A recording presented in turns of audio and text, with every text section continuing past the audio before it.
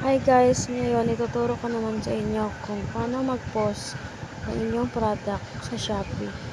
Gaya ng mga bago dyan, yung mga beginners pa lang. Or bago magpo-post pa lang ng kanilang product sa Shopee. Una, i-click natin tong Shopee. Back natin.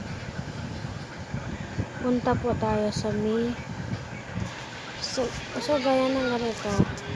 Sa taas ng My Shop, pag bago ka pa lang, ang lalabas dyan ay start selling. Then, click mo yung start selling, or kung may dati ka ng shop sa Shopee, pindutin mo ang my shop. At next, pindutin mo ang my product.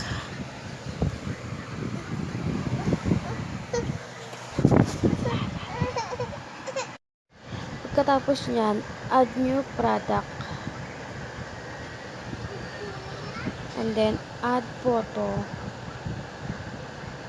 Pili ka lang dyan sa gallery mo. Ito kasi ito ang ipapost ko. 15th roller button.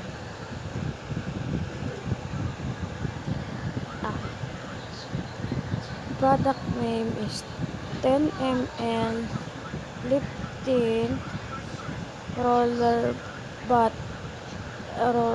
lip tint empty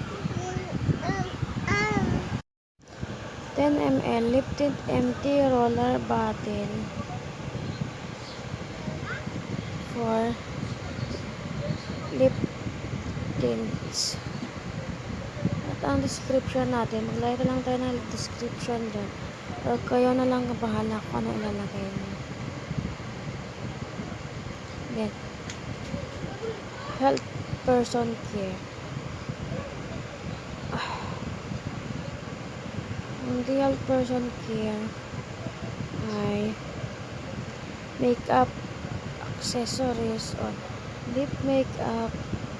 Click for lip tint. Yan. And ilalagay mo lang yung kanyang price kung magkano mo siya ibebenta. Kasi ibebenta ko siya ng 6 pesos and set of stocks 520.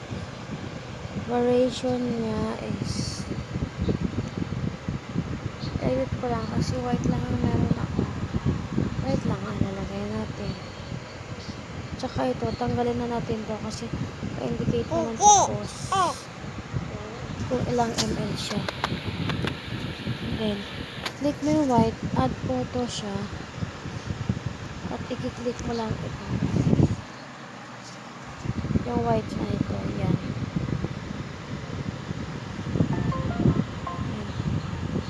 Tapos lang, punta tayo sa next or set stock and price.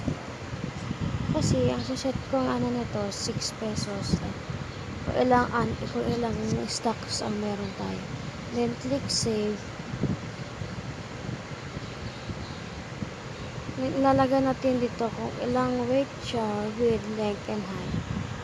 Ang weight nito is 0.5, width is 4, and length 7, 9. Save natin.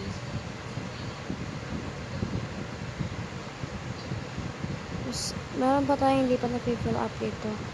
Click natin yung brand at ilagyan natin siya ng no brand. Then save.